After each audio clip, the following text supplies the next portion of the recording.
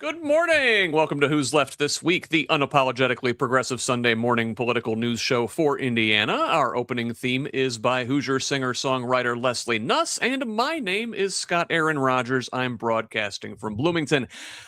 This week, we've probably got 4 hours worth of news to stuff into a 2-hour show. A potential breakthrough in Iran, maybe. A potential invasion of Cuba. 6 states that held primaries on Tuesday, and Indiana's top election official abandoned by his own party. I've got a couple of great guests to join me in talking about all of that and a whole lot more, but before we begin, you know the drill. This is an independent media project. We don't paywall our content. We certainly don't have billionaire benefactors. Only individuals like you keep this thing going. It is a foundational principle of Who's Left and the Progressive Indiana Network that we refuse to hide important information behind paywalls in the middle of a political crisis. So, if you find value in this work, please go to progressiveindiana.net and subscribe at the paid level. It is only $5 a month or $50 a year to help us build the infrastructure that will pop the right-wing media bubble in our state.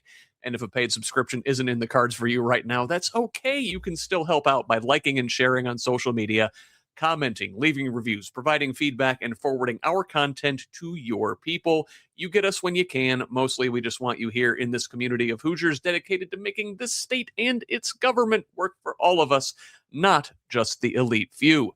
Please join us. You can follow me on Blue Sky, Instagram, and Threads at whosleft.us and on Facebook, TikTok, and YouTube at Who's Left. That's HOOS Left. Progressive Indiana Network's handle is the full spelled out name on most sites, but on Blue Sky and TikTok, it is PIN Indiana. Please help us grow with a follow wherever you're at. Now, let's welcome this week's guests. First, it's the composer of our theme song, singer, songwriter, activist, and candidate for Porter County Recorder. It's Leslie Nuss. Leslie, welcome Hi back. there. Hey, thanks for having me. It's really nice to be here, and it was really nice to hear the music, so thank you. Leslie, who better to be a county recorder than a recording artist? That's right. I think I know something about the importance of making good records and keeping them good. So, vote for me. Very good. We're looking forward to supporting you however we can come November. And let us also welcome to our show at this time a first-timer here in our space, a graduate student, an activist, an organizer here in Bloomington, the man IU President Pam Whitten sees in her nightmares, and my DSA comrade. It's Bryce Greene. Bryce, welcome to the show. It's good to be here, Scott. Long-time listener, first-time guest. So great to have you. I enjoy hearing you speak. I enjoy, I appreciate the work you do here in our community, and I'm glad I get a chance to share that with the rest of the state here today. So I'm glad to have you here this morning. Outstanding. So listen, as I suggested, we've got a lot to get to, and we're going to try and move through things quickly today so we can cover everything. Let us start, however, this past Monday in San Diego. And there we are. So on Monday, 2 white supremacist teenagers attacked the Islamic Center of San Diego, the largest mosque complex in the city, killing 3 men before dying by suicide. The suspects, aged 17 and 18, had met online and called themselves the Sons of Tarrant, a reference to the gunmen who killed 51 people at the New Zealand mosque in 2019. Their writings called for the extermination of Muslims, included Nazi symbols, and expressed broad hatred toward Jews, the LGBTQ community, Black people, and both political parties. Police recovered more than 30 guns, ammunition, and a crossbow from their 2 residences. Security guard Amin Abdullah shot back and triggered a lockdown before being killed, likely preventing harm to the more than 100 children who were just steps away. Victims Mansour Kazia and Nader Awad drew the gunmen away from the building before they too were killed. Now, the attack didn't emerge in a vacuum, obviously. In the months before it, Republican members of Congress have been openly mainstreaming anti-Muslim rhetoric on the House and Senate floors. And the day before the shooting, Trump headlined a Christian nationalist prayer festival on the National Mall.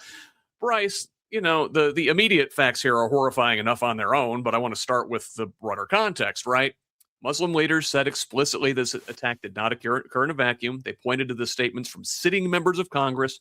We've also seen a string of recent attacks on houses of worship, a synagogue in Detroit, a Mormon church in Michigan, a Catholic church in Minneapolis. What does it tell us about where we are as a country that this kind of politically sanctioned dehumanization is moving people to violence? Well, there's a lot to say about the violent culture in America. The gun culture that permeates almost uniquely here, other than anywhere else. There's something to say for the racism and hatred that receives a lot of support from our leading officials. But I think the biggest thing overall, whenever major tragedies like these come out, whenever these massive expressions of hate and violence occur, is that it's representative of the general despair that's setting over the country and a lack of a political outlet for any of that despair to find. We categorize some things as deaths of despair. We consider like suicides, drug overdoses, but I think these political violence deaths should be at least understood within that same context. These things don't happen in a healthy, politically functioning society. These things happen when people don't see themselves as part of a community, when the people see themselves as under attack from these outside forces, and especially when there's no real political outlet to fixing the material things that are going on in their life. This nihilism that we're seeing in this kind of internet age is the sort of thing that can be weaponized, that can be instrumentalized, and it just is a part of the general terrorization of our country. It's sad to see, and it's disgusting. It is. And, Leslie, most of the coverage of this attack focused on the white supremacist and Islamophobic elements. But an article that I will link in the show notes from Ms. Magazine points out something that the mainstream press has largely missed, and that is the male supremacism and misogyny. One of the manifestos opens with deep anti-Semitism, then pivots to a claim that, quote, after the Jew, the most evil creature is the woman, end quote. Gross. Both manifestos cite as inspirations the Montreal Polytechnique massacre, the Santa Barbara sorority attack of 2014, the Norway youth camp shooting. One of these guys has been active in incel communities online and explicitly self-identified as a misogynist.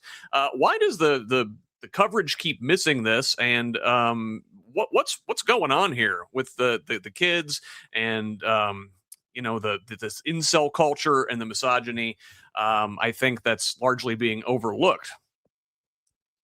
Well, they have to keep hitting on misogyny because it is just so unnatural. The propaganda for misogyny has to be relentless because, as I've been thinking about it this week, we don't hate the apple tree because it makes apples. We don't hate the lioness because they make lions.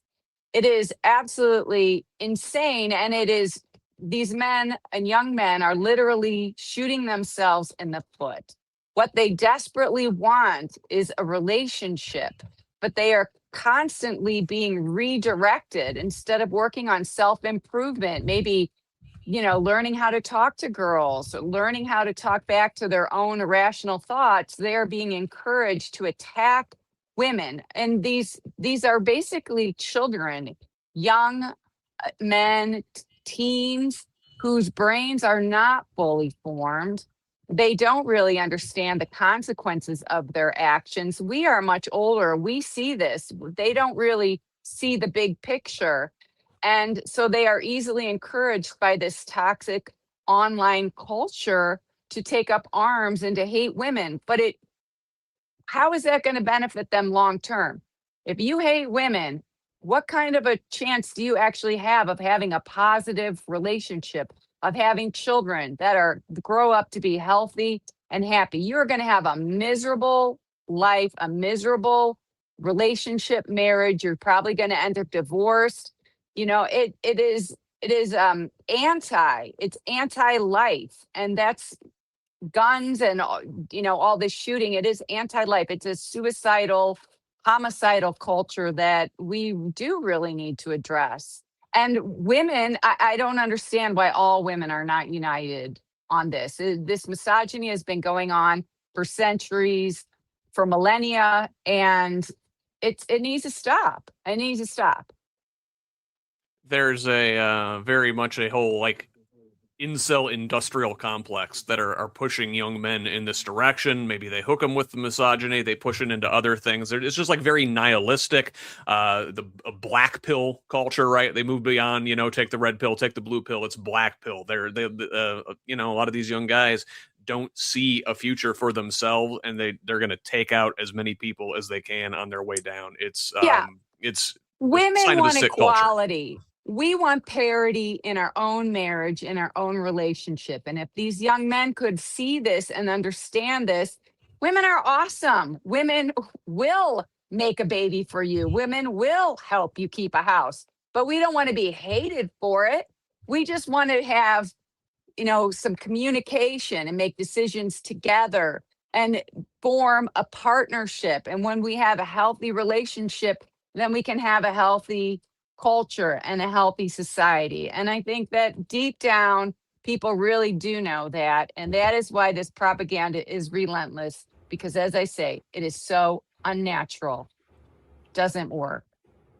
I, for one, would like to give the matriarchy a try for a little while. This patriarchy thing not doing so hot. Let's move on to our next story and, jump from this horrific mosque attack to anti-Islamic violence at scale, the war in Iran. This week, a Congressional Research Service report tallied that 42 U.S. aircraft have been either lost or damaged in Operation Epic Fury, they call it. This is the most complete public accounting to date since the Pentagon hasn't produced one of its own. The war has now cost $29 billion, up just $4 billion in 2 weeks, and that is surely a vast underestimate. On Monday, President Trump announced via his Truth Social platform that he was calling off a scheduled attack on Iran set for the very next day after the leaders of Gulf allies personally asked him to stand down, saying a deal was close. The military remained on standby for a, quote, full large-scale assault on a moment's notice. On Tuesday, the Senate voted 50-47 to advance a war powers resolution requiring Trump to get congressional authorization to continue the conflict. This is the first time the chamber has gotten that far in 8 attempts since February, with 4 Republicans now breaking ranks. Then Thursday, House Republican leaders abruptly canceled a scheduled war powers vote when it became clear they were about to lose, with New York Democrat Gregory Meeks, who introduced the resolution, charging they, quote, knew it was going to pass and cheated. But perhaps the resolutions will be rendered irrelevant by the most recent developments. Yesterday, President Trump announced a peace deal is, quote, largely negotiated, though key terms, including any limits on Iran's nuclear program, remain unresolved. Leslie, do you believe that this peace deal is imminent, or is this just another case of market manipulation and he'll be threatening nuclear annihilation by Tuesday? Yeah, I think we just have to believe it when we see it. He is a known liar. Honestly, it just seems that all he knows how to do is lie. He's very transactional. Lying is how he wins, because most people don't lie like that. And they don't really understand that he is lying to them. He's manipulating the markets. He does a lot of these things, and people short the market, which a lot of people are not savvy enough to understand. They make a lot of money. And then he goes back to what was, going on in the first place. I think it is absolutely a tragedy. He wanted to win. He wants to seem tough, but he doesn't really understand how war works. He doesn't understand really how most things work. He just tells the next lie and the next lie and the next lie and just keeps running. And the press keep chasing him and nothing ever gets solved. So, yeah, I want to see something real. Yeah, well, now, Bryce, again, Trump is saying that this deal is imminent.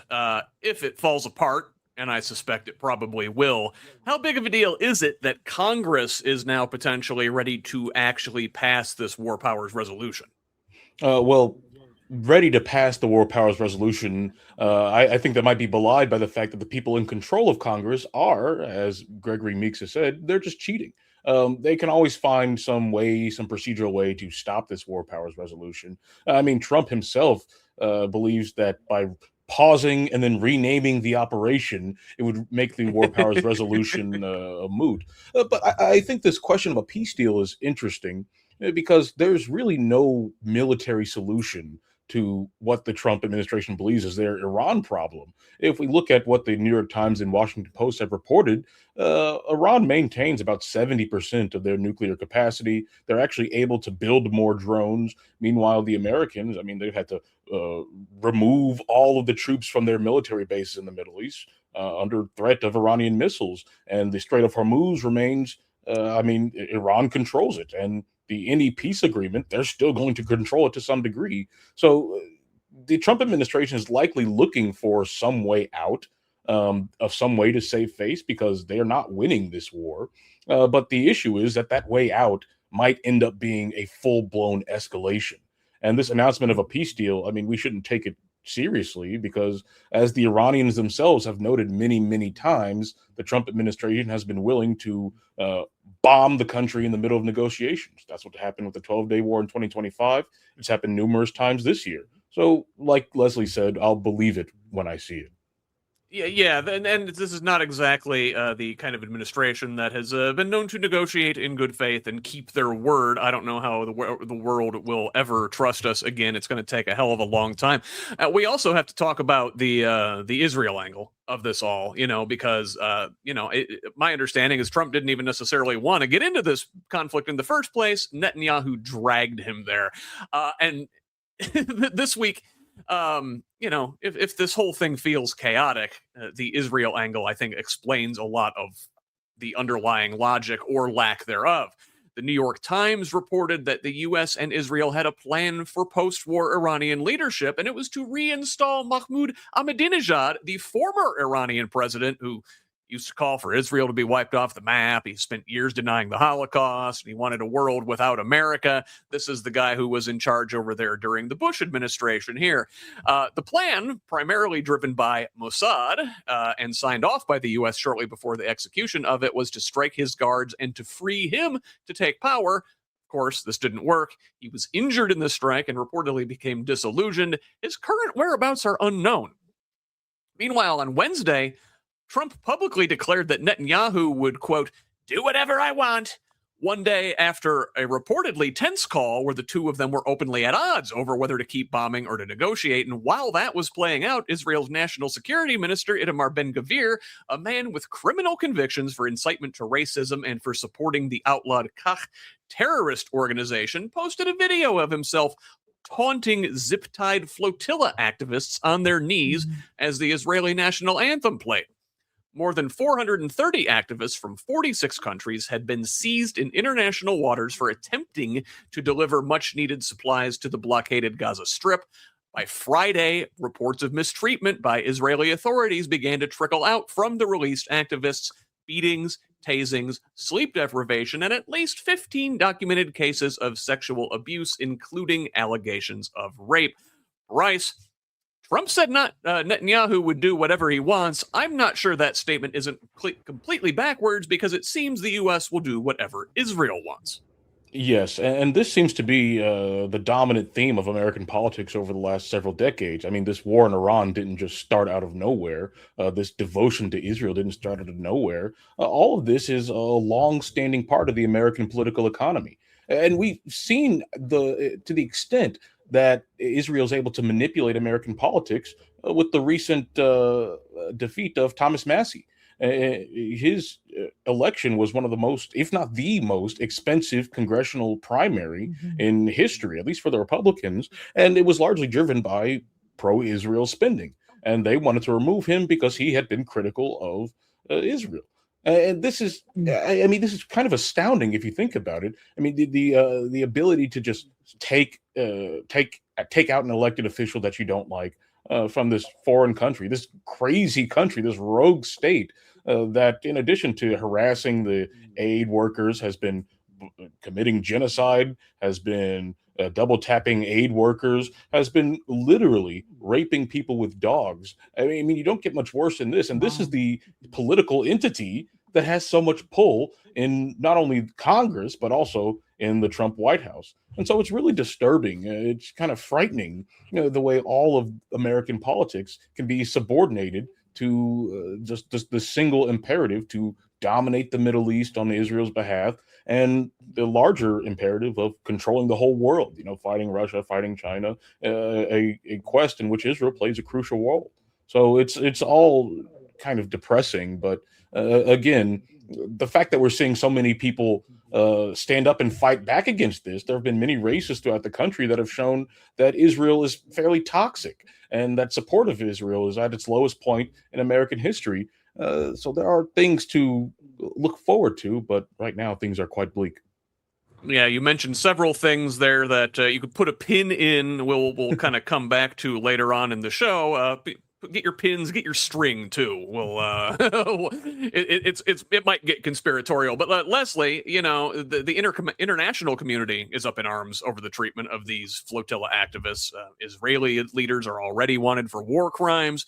Four countries summoned their ambassadors. Germany and France reported activists returned with injuries requiring medical attention. Italy has opened criminal investigations. At what point does this actually change the relationship between Israel and its other allies, let alone the United States? Well, I think people are very reluctant to change. I think a lot of people do feel for Israel and the Jews who suffered tremendously throughout history, especially during the Holocaust. But sometimes the oppressor becomes the oppressed become the oppressor. And that is what we're witnessing. There are many people, sadly, who are attracted to power because they have mental deficiencies. They are not fit to hold these positions of power, and yet they are successfully able to attain them. It has been said that Netanyahu has started these wars as a way to keep himself out of jail, to keep himself in power. The same could be said for Putin. The same could be said for Trump. And, war is destructive. We are the first species that could bring about our own annihilation, destroy ourselves over these unfit leaders. And yet there are more people. There are people in Israel who are against all of this, just like there are people here. There are people all over the world. There are more good people than bad. And we need more unity, and we need to keep stepping it up, because our only chance is to get these people out of power and put in guardrails to prevent these kind of people from attaining power again, which also is in education. I think that people don't really fully understand when they're being manipulated. And if we could have better education on what is propaganda, how am I being manipulated? Is this person trustworthy? Are they telling the truth? Instead of just blindly following a leader because they are the leader. I think that would go a long way.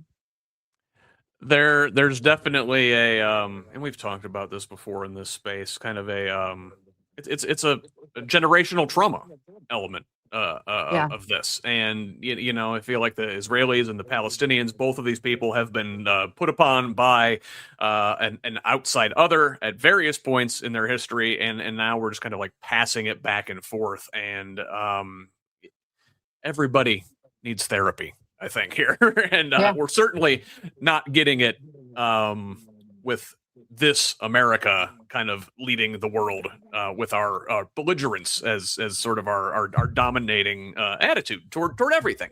Right. I guess, speaking of America's attitude of dominance toward other countries, let's, if with the Iran war sputtering, maybe potentially to a negotiated settlement, the Trump administration appears to have found a softer, closer target. This week, the Justice Department indicted 94-year-old Raúl Castro in connection with the 1996 shootdown of 2 Cuban exile planes, a provocation that conveniently omits that the exile group behind those flights had been deliberately buzzing Havana and dropping leaflets for years, and that their leader was a self-confessed CIA operative, and that declassified documents show the White House knew the flights were courting exactly that kind of response. Now, Washington is not just wielding sticks, there's also a carrot. The administration offered Cuba $100 million in humanitarian aid. Of course, they're still maintaining the fuel blockade, which is causing 22-hour blackouts across the island.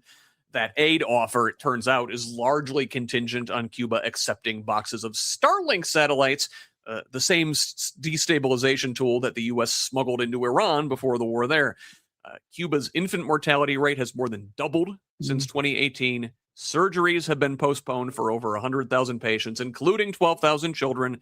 The U.S. has an aircraft carrier group in the Caribbean. Surveillance flights near the island have skyrocketed, and Cubans across the political spectrum, including people who have already lost faith in their own government, are now showing up to protest the indictment because they know what U.S. liberation looks like. Leslie, this has Marco Rubio's tiny little fingerprints all over it. A 94-year-old man indicted over a 30-year-old incident that the U.S. helped provoke. While the administration offers aid, it has no intention of actually delivering. What's the end game here? How much is this real policy versus little Marco just flexing as he looks to succeed Trump in 2028? Yeah, I guess, this meme or whatever it's like a sickness that is contagious among these kind of leaders where they feel that this is the way they project strength. They're not projecting strength by ending hunger or stopping infant mortality and maternal mortality rates, lifting people out of poverty, providing them with housing. They think, we're just going to bomb somebody and everybody's going to think we're awesome. But I mean, in what world is that really true? It always ends the same way.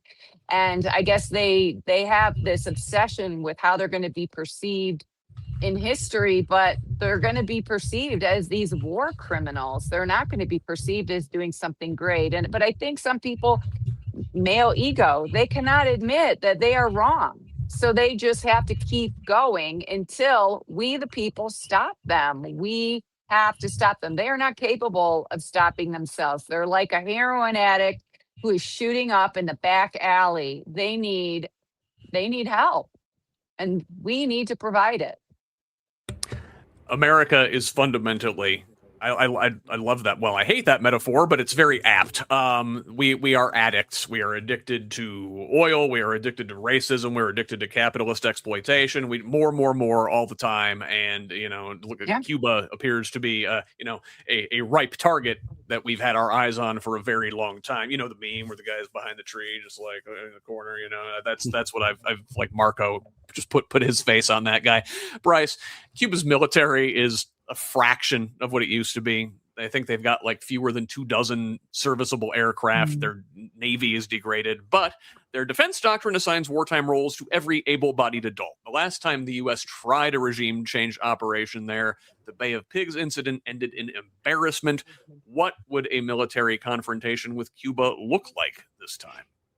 Oh, well, it greatly depends on the level of support that Cuba's able to get from its partners around the world, and it greatly depends on what level of commitment that the U.S. is doing in its attack on Cuba. I mean, remember, the Bay of Pigs relied on American air support. Kennedy notoriously refused to give it, dooming the whole operation. Had there been U.S. air support, things might have gone differently.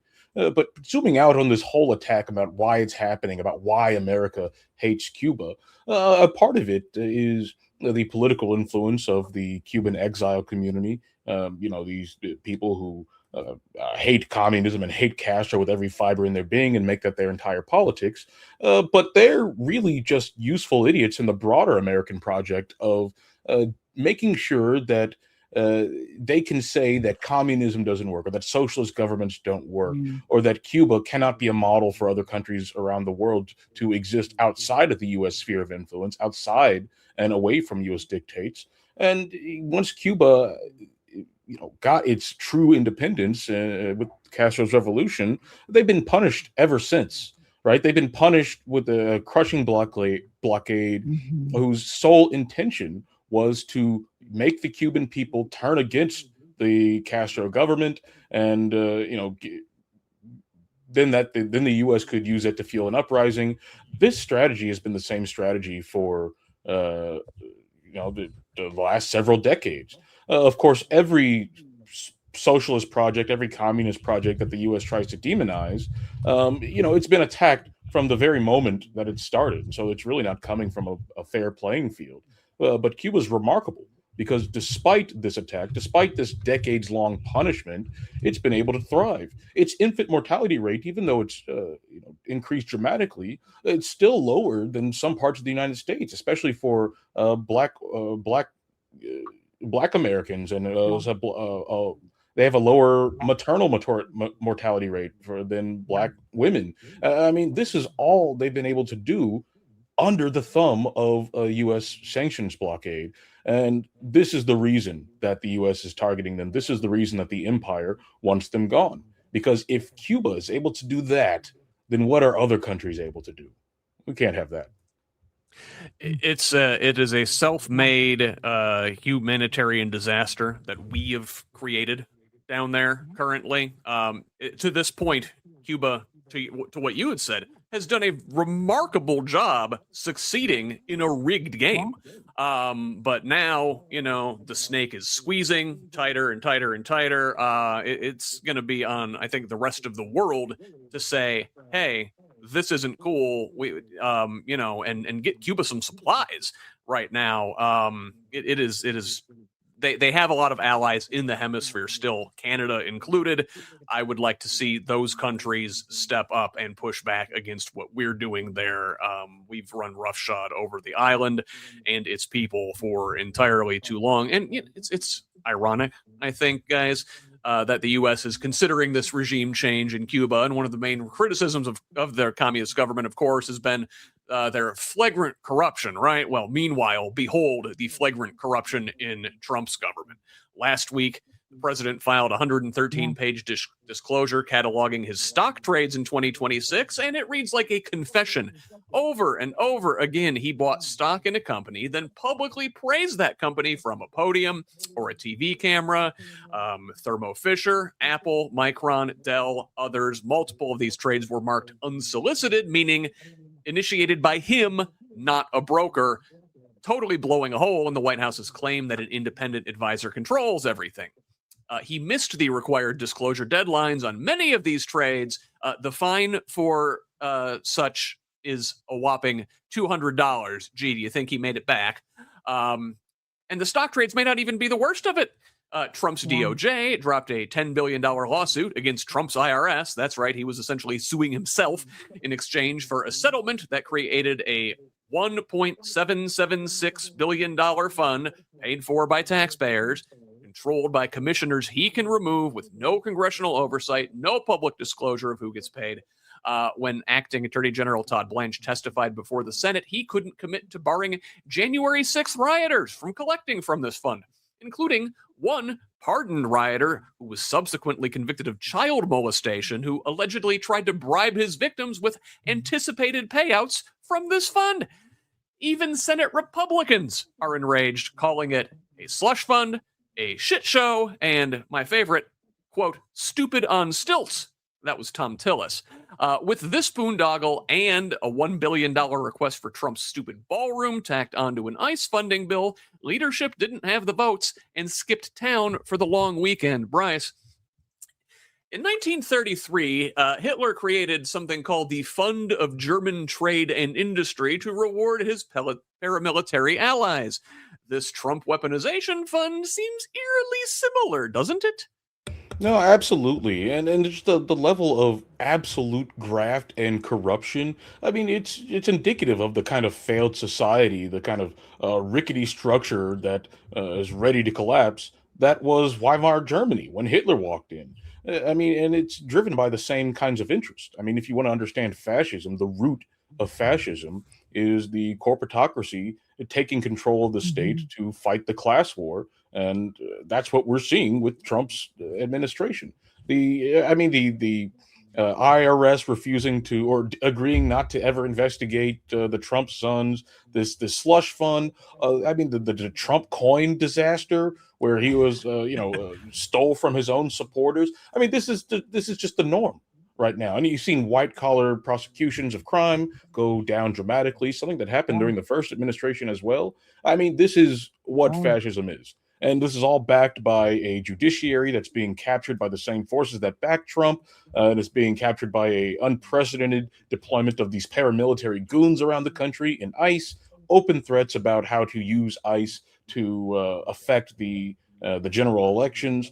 It's all being done out in the open. In fact, in some ways, it's worse than Nazi Germany because, there was no way for anyone to know everything that was happening, or to adequately organize against it, or even have a historical precedent that they could map their own experiences against.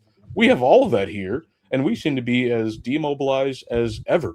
And it's ridiculous. Crime is legal. No one's doing anything about it.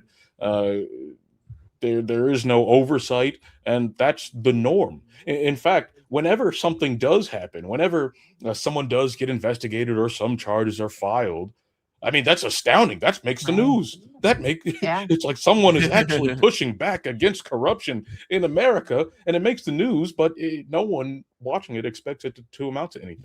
Anyone who's seen these corporations do anything, I mean, impunity is the name of the game. This is how fascism works, right? It's, not just the quid pro quo rewarding the loyal foot soldiers with tangible taxpayer benefits. You've got the corporatization of the economy with state-sanctioned monopolies. In fact, you've got the sort of fusion between the party and the state. If you look at Doge last year and the way they purged large sectors of the government of people who were not MAGA, and they also are co-opting the culture. You think of things like UFC on the White House lawn coming up this summer, an IndyCar race on the streets of DC, the Kennedy Center takeover, and on and on and on. It's the fascist playbook to a T. But Leslie, it seems maybe even Senate Republicans are in revolt over this. Were the historical parallels a bridge too far? Did they find consciences all of a sudden? Or are they afraid of the optics of this thing in an election year? Yeah, I do think that they are afraid of the optics, and it's possible that some rationality is getting through. I think that they have been extremely supportive, but many of them are quite intelligent and they see what's going on. But I think it could also be that, will they actually do something real? Will they actually rein any of this in, or is it all just talk? A couple points I wanted to make is that what we're seeing really is a toxic CEO culture. Right. I keep thinking about the stores like Kmart or Staples, where the corporate raiders would buy these profitable companies, take out all their assets, load them up with debt, and then skedaddle while the companies had to declare bankruptcy. Toys R Us is another one. Also, the point needs to be made that what this regime seems to be about is being tough on the poor, the needy, and the vulnerable, so that they can be soft on corruption and white collar crime. And that is ridiculous. It is utterly ridiculous. It is the opposite of how it should be. And so, I don't know. I really do hope they're waking up, but I think that their constituents have been pushing back in many, many cases, and they are deathly afraid of losing the midterms. But I think they're partially afraid of being held accountable. I think that, the two or some of the Republican state senators from Indiana who got primaried out, they said they were still proud of their vote against redistricting. That is true leadership, right? They said, okay, you know what?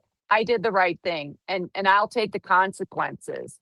But many people are afraid of the consequences. But they need to accept the consequences so they can actually become a whole person again. Right now they're not whole. Their minds must be just an absolute mess. Yes, they are not whole. They are a hole. Ah! I didn't. Yeah. All right, so listen, we talked about fascism, sort of picking winners and losers and rewarding the loyalists. Probably not a great time in the world to weed out the competent in favor of the loyal, what with an Ebola outbreak spreading in Africa, and not the strain we have a vaccine for, a rarer one called the Bundibugyo virus, for which there is no current treatment.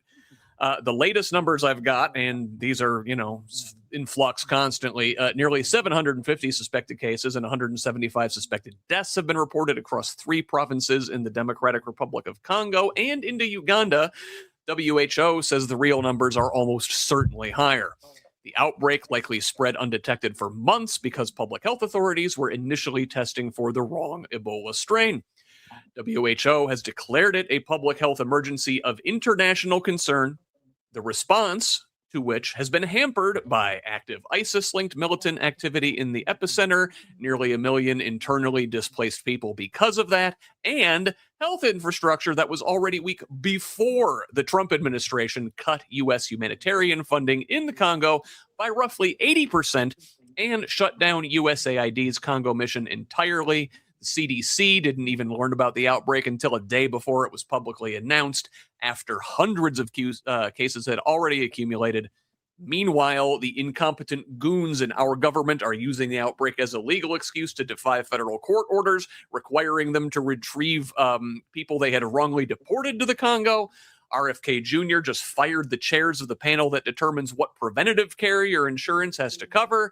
And the kind of people our HHS secretary surrounds himself with are now amplifying conspiracy theories that Bill Gates is responsible for the increase in tick bites this season. Only the best people, right? Leslie, we've known these sort of outbreaks would increase for years, right? Climate change, and yet we cut funding for public health. Am I wrong in thinking that this administration wants people to die? Yes, I think, they're a different form of psychopaths than we really understand. We think of psychopaths as somebody who snatches people off the street and murders them, but there's more than one kind, and they don't care. But, I think it came out this week also that USAID was cut by DOGE because USAID was beginning to investigate Starlink turning off satellites in Ukraine to help Putin in his war. And again, not wanting to be held accountable, keep thinking they can just throw another bomb and get further away and further away and further away. Eventually, it will come for them, but they are doing tremendous damage. And I feel for the people of the Democratic Republic of Congo. They have been through so much over the past 20 years with their own civil wars, and it is just tragedy on top of tragedy. And yeah, there's almost no words, but we need to get the psychopaths out of power. Bryce, listen, RFK, these people surrounding him, they're eugenicists. I think they're thinking, oh, well, listen, this is okay. This is over there. We'll cut Ebola funding. We'll cut AIDS funding. Let those Africans die. It never stays there. This always comes back to bite us. These are sick people, and we're all going to wind up paying for it. Oh, absolutely. And, the RFK Jr. Make America Healthy Again agenda. I mean, it's kind of been a dark, sick joke about the whole thing. I mean, he's done nothing to make Americans healthy, and he's done everything to enrich the people who are making us less healthy. And this is all tied in with this broader system of corporatist empire that America's a part of. I've been very skeptical of the organization USAID and similar things like National Endowment for Democracy for their role in advancing some of the worst aspects of American foreign policy, including regime change, propaganda, and just outright disinformation spreading. But it's undeniable that a core part of its operations, the bulk of where the money went, was for these health initiatives in all these places around the world. Health initiatives that were largely successful and were good at reducing things like HIV transmission, Ebola detection, and things like that. And when all that was cut, well, you get rid of the bad, but you also get rid of the good stuff. And these compounding factors that you're talking about, like the presence of ISIS-linked militias in the area.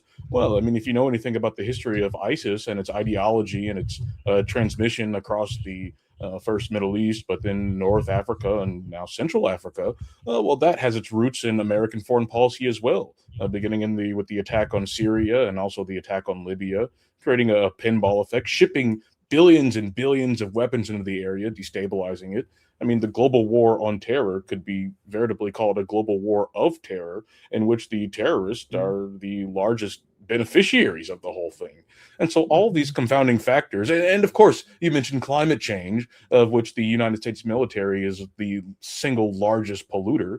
There's an excellent documentary from Abby Martin about that out now. But all of these confounding factors are why we're seeing this Ebola outbreak now. And all of this is because, again, this corporatocracy, this imperative for power, this imperative for corporate wealth, this imperative for oligarchic control, it comes right up against the need to protect human beings and the need to safeguard the health and well-being of human beings. And that contradiction has existed forever. And again, that's the primary contradiction of capitalism. And that's why we're out here fighting for socialism. That's why we're out here fighting against the corporatocracy.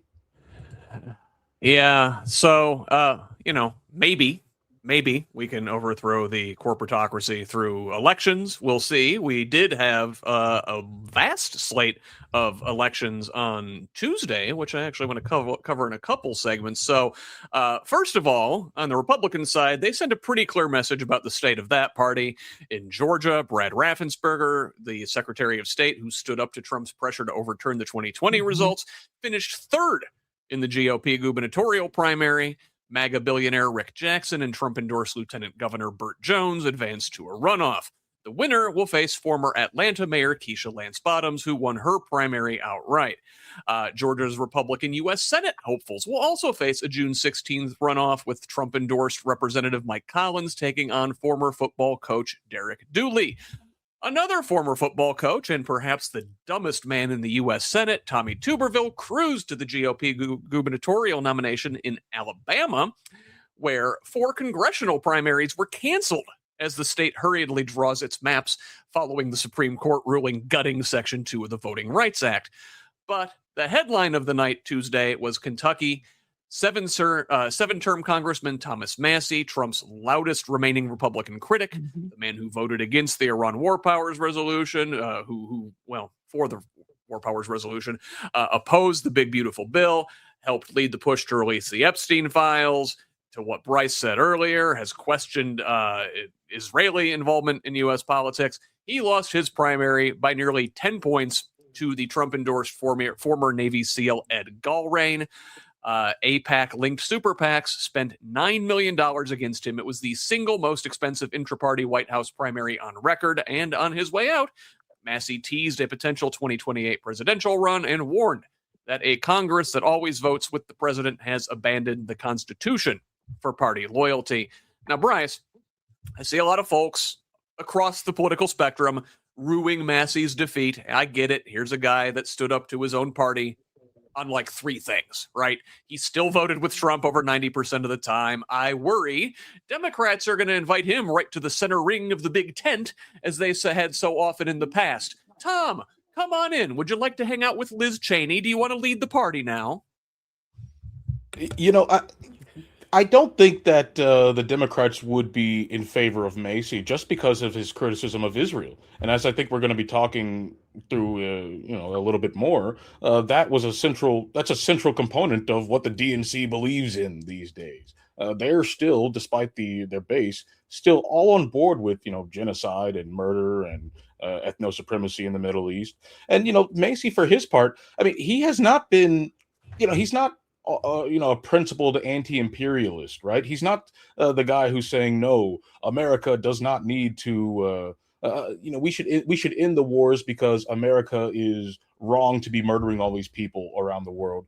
No, I mean, he comes at it from a libertarian perspective. In fact, he came to Congress because, these billionaires from the Mises Institute, they were in favor of his libertarian politics. And he's been voting like a libertarian, giving more corporate power, giving in favor of corporate wealth. So he's not a leftist, let's see. But I do think that, if he were to be invited in the Democrats' big tent party, I think it would be a slight improvement over the current company. But, their big tent includes lunatics like Jake Sullivan, Hillary Clinton, like people like that.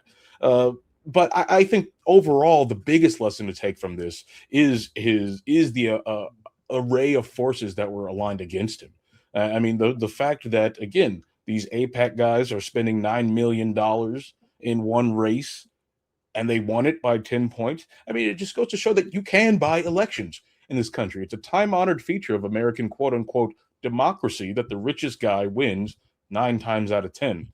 And I think now that the richest guys are, in fact, we've had, Israel lobby people coming out and bragging about it, saying, we changed this election. We decided that we didn't like his policy on Israel, and so we decided to get rid of him. And that's kind of horrifying for anyone who believes that we're in a democracy, who believes in the principles of American pluralism. The idea that these rich Zionist genocidal freaks are just going to reach into an election and pop somebody out of there, it should be deeply, deeply concerning. Then this really, we have these foreign, disclosure acts for every country but Israel, it seems like. Leslie, Yes. in many ways, it seems like what Bryce was speaking about, the Democratic Party has in many ways become kind of the Libertarian Party. They are in favor of big corporate spending and, letting capitalism run amok, but also, hey, people can have individual rights. I don't know, where is an actual leftist party here? Well, things get hijacked. Big money, in the Democratic Party as well, has supported more centrist corporate favoring Democrats. However, there are many, many progressive Democrats and courage candidates who are running for office, and people need to remember that. But I mean, we do have a two-party system. It is a challenge. But this is where we have to hold our leaders accountable and hold the people running for office accountable. There was something that now I've taken so many notes here. I was like, okay, where was I writing down about this? But I know it'll come back to me. But I think it is a shame about Thomas Massie, but I think wasn't it also about the Epstein files? He and Rokana is being attacked by Trump. They got together and joined forces, and they were seeking true accountability, which we know many people do not want true accountability over this. And it is going to be a defining feature of what is discussed for decades and decades and decades. And people forget there are innocent girls were manipulated, drugged, it looks like, and harmed forever. And rich men who maybe are deeply ashamed, maybe not, but they definitely don't want to be held accountable. And I think that's also what's behind a lot of this. Well, let's not forget that those two things are intimately linked. If you go back and look at the Epstein case in any detail, I mean, you find Israel right around every single corner. He was involved in Epstein was involved in Iran-Contra.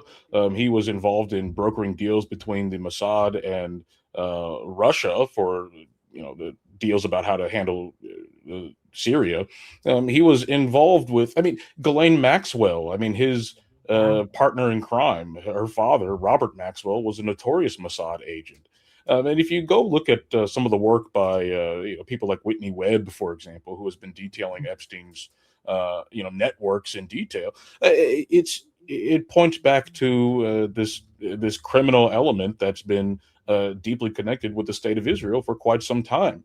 And so the connection between Epstein and the Iran war and Israel and their war, their genocide in Gaza, it's all one thing. It's all one nexus. And I think that we should link those things in our minds when we're talking about them.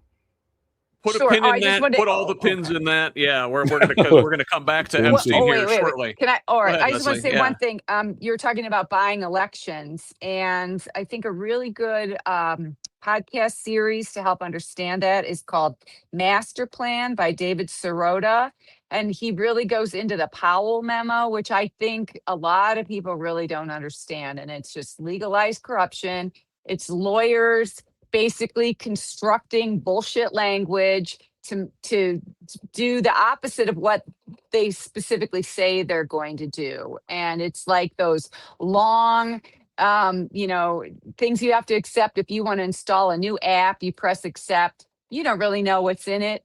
And the Powell memo was the same way. They said they're going to do this, that, and the other, and they did the opposite. And they basically wanted to make it so that they could buy politicians, buy elections, get the things they wanted.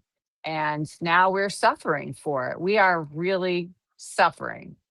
Yeah, Briefly, while 100%. we're giving people a few things to listen to, I recommend, I work with a podcast called American Exception that discusses what's called the American Exception, this exception to the state of law that is the defining feature of American politics. And a major feature of that has been this gray alliance between these ultra Zionist, pro Israel people, the organized crime element in this country that resides in Las Vegas and has now taken over the financial economy, and also just the covert operations that happen through the Central Intelligence Agency, JSOC, and Mossad, and all of these elements, how these elements come together to shape the American political economy in a way that's lawless, violent, and very difficult to change from the inside.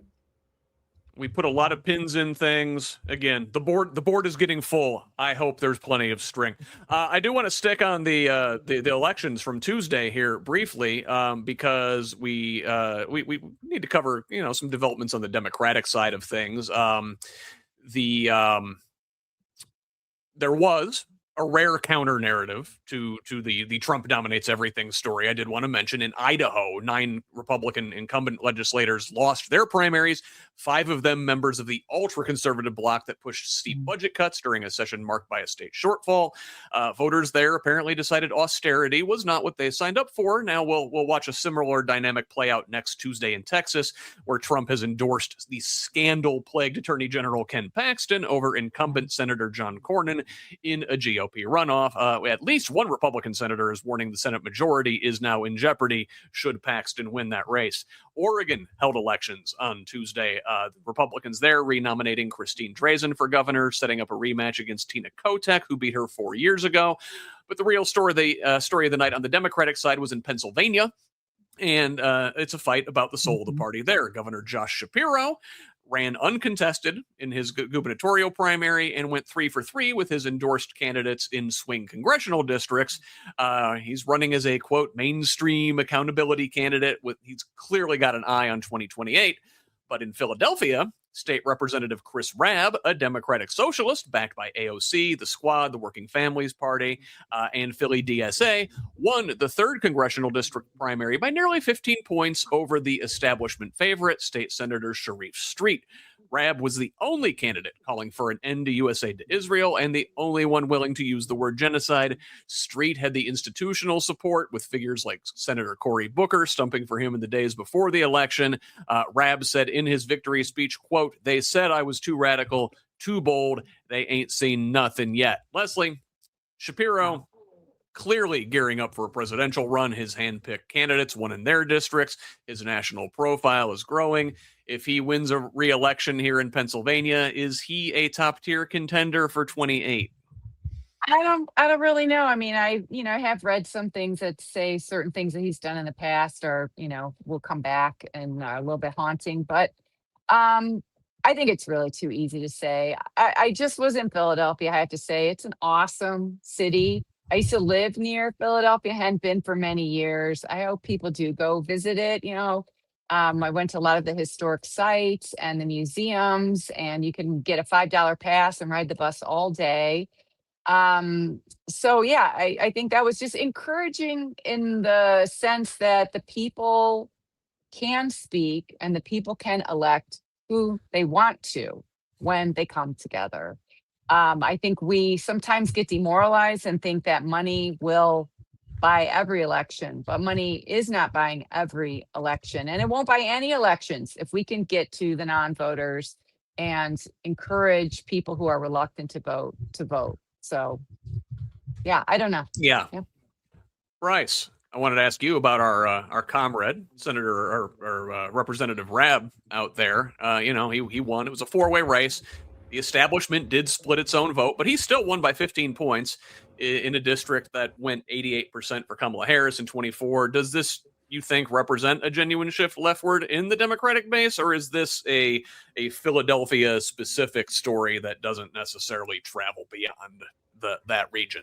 Well, little column A, little column B. I mean, every race is very particular and very local and based on these local idiosyncrasies that might not generalize nationally. But I do think that it is representative of a broader leftward shift, or at least an appetite for more populism of the general electorate and the Democratic electorate especially. I mean, they look at the people who he was up against, right? I mean, two of the least articulate, least inspiring people that the Democratic Party has ever farted out. I mean, like these people are not inspiring people. It's saying, "Oh, I don't know. I don't know who should handle, customs enforcement and like immigration enforcement, thing like that. I haven't really thought about it much. Like, who are you? What are you doing here?" But I mean, when people are able to say that, no, I believe that the corporations are the problem. I believe that these rich people are extracting wealth out of our communities. I think they're the problem. And I think that the party has been too accommodating to these rich people, and I'm going to stop doing that. I think that's a very easy message to understand. It's a very easy message to pitch. It's a very easy way to get a bunch of people who have never gotten off their ass and knocked doors to do just that. It's, it's a slam dunk. And that's why the Democratic Party hasn't done it. I mean, you go back to 2016, the polling said, well, this Bernie Sanders guy could win. But we're going to go with Hillary, even though we think she has a lower chance against Trump, because if Bernie Sanders wins, he's messing with the money people. If Hillary Clinton loses, I mean, we still all have jobs. Our consultants still get paid. I'm still in office. I mean, that's the logic that this party, as it stands right now, works off of. But people are trying to buck that. Well, I'm glad you mentioned the consultant class there, Bryce, because we got to talk about this DNC autopsy, which finally was released this week after having been buried for months and months and months. So after the DNC finally released this thing, 192 pages, autopsy of the 2024 election, 6 months late, mind you, annotated by its own staff, calling the findings incomplete and unsubstantiated, and accompanied by a statement from DNC Chair Ken Martin saying, quote, "I am not proud of this product. It does not meet my standards." The report's author, a personal friend of Martin's, was fired the same day it was released. In the report, it criticizes Kamala Harris for writing off rural America and failing to go sufficiently negative on Trump. It omits Biden's decision to seek re-election in the first place, the rushed Harris substitution, and fails to mention Gaza and the Israel relationship entirely. AOC called the Gaza admission notable and declined to back Martin's leadership when asked directly. Democratic operatives were furious, not just at the findings, but at the timing. The party spent an entire news cycle relitigating 2024 in the same week that Trump was imploding over Iran. His stock trades were disclosed in this taxpayer-funded slush fund. Meanwhile, the DNC is currently $3 million in the hole, and the rules governing the 2028 primary and how it gets run are being written right now by the same people who just botched this thing. Bryce, the autopsy omits Gaza. It omits Biden's age. It omits the rushed Kamala Harris substitution. It essentially omits every decision that anyone in power made.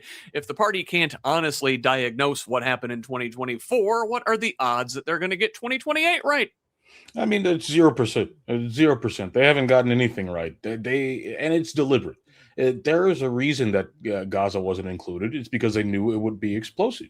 A few months ago, before this autopsy was released, Axios actually reported that many activists were talking to this DNC autopsy team about Gaza and the role that Kamala Harris's pro-genocide position had on voters not liking the pro-genocide position. The DNC, according to Axios, the people running this autopsy, they agreed with the activists. They agreed that it played a major role in Kamala's loss in getting voters to stay home. Subsequent polling from, I think it was Gallup, showed something similar. That one of the top reasons that Kamala or Biden 2020 voters stayed home in 2024, one of the top reasons was they didn't like genocide. And so this was very clearly going to be a major part of any honest reflection, but they decided not to include it. They decided to omit that in favor of, just like a moronic, kind of college freshman poli-sci analysis of this sort of thing. It's really shallow. It's saying, oh, well, if we just engage voters more, they would have voted for us. So next time we just need to engage voters more. I mean, that's essentially what the 190 something pages boils down to. But these questions about process, these questions about how exactly was this decision to run this craggly old genocide man, Joe Biden, why was that decision to wheel him out there to cancel an entire primary? Why was that decision not analyzed? Well, because you know that it would tell you that that was a problem. And if you know anything about reports being generated for these large institutions, I mean, they're not paid to give them honest feedback. They're paid to tell them what they want to hear. Sometimes what they want to hear is honest feedback. Sometimes they want to get better. But the DNC has shown no indication that that's where they are. They believe that Trump's disastrous presidency will be enough to get them back in power. They might be right about that. So this gamble might actually work. But it's at the expense of long-term serious change in this country that'll cause, if they win in 2028, the 2032 election to swing right back to some fascist jackass. Yeah. If they don't make the fundamental systemic changes that we need to make, then we're going to wind up right back here in the same place, or even worse. Leslie, I included a link to an article by Run for Something co-founder Amanda Littman in the show notes. Yeah. Again, those will be up later on our Substack. She calls for Martin's resignation. Former Obama aide and Pod Save America co-host Dan Pfeiffer said, quote, "It's hard to imagine anyone handling anything worse. He is not the right person to lead the DNC at this time," end quote. Do you agree with their assessment? Well, I think, what I think, I don't know if that matters, but what I would like to say is that what was very effective was the right wing, extreme right wing, using Gaza as a very powerful propaganda tour to depress Muslims and, people in cities like Detroit that were very pro-Palestinian and wanted some real resolution. Pressure on them to stay home, to demoralize them, and to, develop learned helplessness. Nothing will ever change. The parties are the same. And we need to realize that is learned helplessness. We can step out of the box. We are not in a box. And that is like step one. But yeah, I mean, and I know it's on your next thing, but the Democrats have been accused of cheating in all the elections. But I thought it was suspicious from the start, having Elon Musk and all his money and Starlink and God knows what. And we already know there is ample evidence of cheating going on by the Republican Party on mass scale back, decades, especially 2000. And, I'm tired of us blaming ourselves when there are also forces going on the other side that are making it much more difficult to win. And I can tell you that as a candidate. When I said to my opponent for state senate a couple of years ago, he asked me how it was going. And I said, well, you know what? Gerrymandering and all these things do make it harder to win. And he looked at me like, I thought like a bell went off. And I think he probably thought he was always winning strictly on his own merit, instead of Republicans like greasing the skids so these Republican candidates can just slide into victory. I think that there's not enough said about that. I mean, we are working hard, and if we don't like the DNC, do an end run. That's what the whole discussion in the book, the Peter Principle. If people are incompetent, you run around them and get to the goal without them, and maybe drag them along. But and there is a thing that some people don't want to admit. Maybe you have to vote for the lesser of two evils. I'm not saying it's a perfect system. It's not a perfect system, but we see what happens when Project 2025 is being able to run its toxic culture and toxic malware on our entire country and in effect, our whole world. Project 2025 is a disaster. It is a suicide bomb. And this is what we've got right now. And this is what we have to diffuse and get rid of. So yeah, we need to join together. Yeah. Well, you mentioned it, and this is something I have not given any oxygen here because I haven't really given it any credence. I generally think the whole stolen election angle is a lot of Democrats' failure to admit that, yeah, maybe we did run a bad campaign, that we are not relatable to people, that we can make a lot of improvements. And yet this week, I don't know. I'm beginning to like maybe give this some second thought. So a theory has gained traction that deserves maybe a little more of a careful look. And again, it's not because it's proven, but because some of what underlies it is documented, and because the steps that we would prove or disprove it have not been taken. So here's what we do know. Elon Musk texted one of his baby mama, Ashley St. Clair, on October 5th of 2024 about unleashing what he called the anomaly in the matrix through lasers from space. And this is something that was, quote, not on the chessboard. The New York Times did verify those texts. Now she has been all over social media this week, spilling the tea. Keep in mind, this is a person with a potential grudge. She's in a custody dispute with Musk. So take this with a huge, a whole shaker full of salt. But over on Substack, Kate Justice, who is a real investigative reporter, lays out how Jeffrey Epstein, in the files, that shows him recruiting mathematicians specializing the exact same kind of analytical techniques while maintaining direct contact with Musk.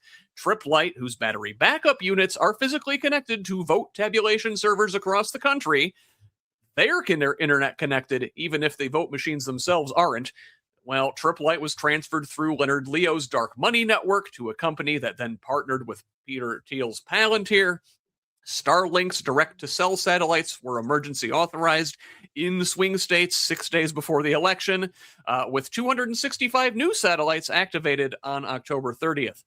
Precinct-level analysis in North Carolina did find that Trump outperformed other Republicans by 5.5%, with the gap larger in election day counts than early votes. Researchers say ticket splitters may explain it. What is alleged but unproven is that firmware updates were pushed through those battery backup devices into counting servers. What would settle this is straightforward. We need to do recounts. We need to do audits of the ballots and the firmware and of Starlink's connection logs from election week. None of that has been done. Like Leslie, I just laid this out. It's documented, and I also put out what is not documented there. But the question I keep coming back to is like, the steps to confirm this are not complicated. Why hasn't anybody with actual subpoena power done the slightest thing to figure this out? Is it because we don't want to seem like conspiratorial lunatics who are pushing our own version of 2020 election denialism?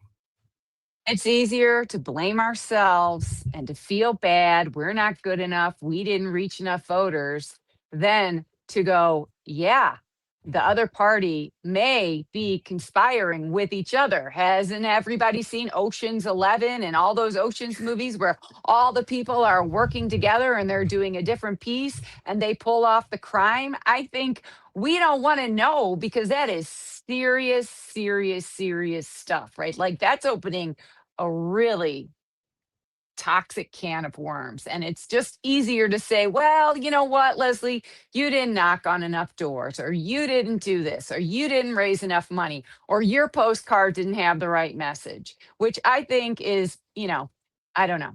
And Kamala Harris, she had a great the DNC. I mean, I went to the DNC convention for one day. It was amazing. And a lot of people actually, though, didn't even know that Joe Biden had dropped out of the race. They were Googling, did Joe Biden drop out of the race on election day? So we also have a terribly uninformed electorate that it's going to be hard for us to change right now, because so much media is right-wing media. And we really need to take these things on. I don't think there's any, we got to stop blaming ourselves, right? We are taking responsibility, but there's a whole lot of mess over there that we got to take a look at too. Bryce, what do you think? This is just a bunch of liberal sour grapes, like that we can't come to terms with the fact that we could lose, that there are folks in this country with whom our message does not resonate, or is there the tiniest bit of truth to any of this? Is it worth even looking at? Well, I think that the aversion to looking at whether or not elections are stolen is kind of a dangerous thing on the Democratic side. I mean, we know for a fact that we watched Bush steal an election in 2000 with coordinated riots over the recount votes, and his brother as governor using his influence to stop people from joining the legal team. I mean, that's totally felony, totally illegal, very obvious. But I mean, the issues haven't stopped. One of the reasons that the ideas about the voting machines being hacked in 2020, that Trump stopped the count stuff. One of the reasons that had so much fuel behind it was because there's been a long documented history. I mean, you can go through the congressional record and read experts testifying about this, of these voting machines that Americans have not being secure at all and being very susceptible to manipulation. That's all real. That's all true. And to suggest that, oh, well, that's never been exploited, I think is a little naive. The evidence that you laid out, and that, that makes a very convincing case that at the very least we should be investigating whether or not this happened. But I do disagree with Leslie a little bit. I do think that at the end of the day, we should be blaming, or like Democratic candidates should be blaming themselves for not winning. I mean, as I said, they chose Hillary over Bernie, knowing that it was the least likely to win. Biden campaigned on, hey, Bidenomics is good, even though poverty had increased during his presidency by 67%. He was also campaigning, and then later Kamala was campaigning on the fact that she was totally okay with murdering children in Israel. Mm. People don't like murdering children in Israel. It would be very easy for them not to say that. It'd be very easy for them to run against that and to make any alleged, tampering with the votes on the margins, make that irrelevant. They could be running on, we're going to give people Medicare for all. We're going to rebuild America. We're going to do all of the things that it is within our power to do to make Americans' lives better. But they don't want to do that because the people who pay them would then have to pay for all this good stuff that's happening. They don't want to go against their paymasters. They don't want to go against Wall Street. They don't want to go against the corporatocracy. So I do blame them for that. And if Republicans are stealing elections by hacking voting machines, well, again, it's your fault for not doing anything in your power to, offer a resounding message to the voters. I mean, the Republicans' message is pretty bad. It's like, vote for us and we'll stop the university professors from turning your kid trans or whatever. I mean, it's nothing about, we want to give you an economy that works for you. We want to make sure that the corporations stop fleecing your locality, stop fleecing your retirement funds, stop fleecing your pockets. The Democrats who run on that, they won. But the DNC leadership, they hate that stuff. They hate any sort of populism. And that's why people hate them. That's why they lose. Yeah, and well, let's talk about the Epstein of it all, because he came up in that, right? Like, he was talking with Musk about this anomaly in the Matrix thing. It's crazy how much is it, like, this guy just keeps popping up again and again. Bryce, you mentioned it earlier, the whole Mossad of it all, right? And we'll come to that briefly. I did want to mention that his former personal assistant Sarah Kellen testified before the House Oversight Committee this week in a closed-door deposition. She described herself not as an accomplice, but as a survivor. Apparently, she was looked into during the criminal investigation in 2007 into Epstein, where she have been helping him procure girls, now most likely under duress. This is a complicated situation. Committee Chair James Comer did call it the most substantive testimony the committee has heard so far.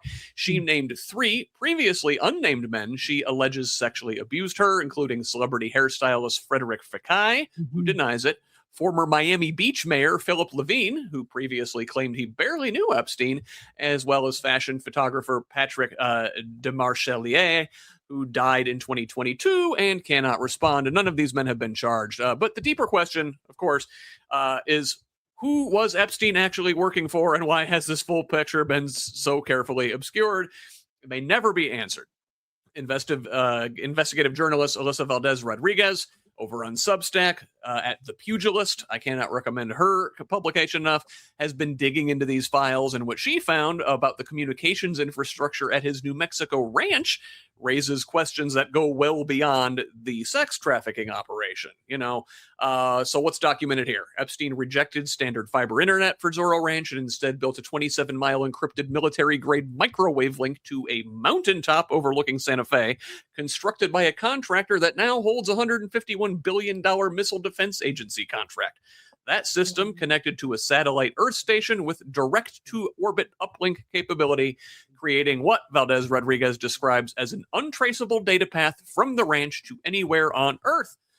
Also documented, Donald Barr, father of former Attorney General William Barr, that's the guy who was in charge when Epstein was unalived, served in the OSS, the predecessor to the CIA, personally hired the teenage degreeless Epstein to teach at an elite Manhattan prep school in 1973.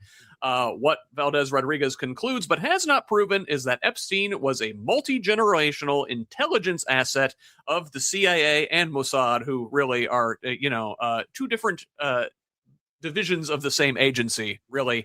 His network had simultaneous American, Israeli, and Russian components, and that the full files have never been released precisely because they would expose that network, not merely the abuse. Bryce, does that sort of get at what we were talking about with Epstein earlier? Yeah. Get your Yeah, I mean, yeah, got the pegboard on the wall, but I mean, this is exactly what is described. I mean, there's a term that kind of flew into favor with the Trump years, was the deep state, right?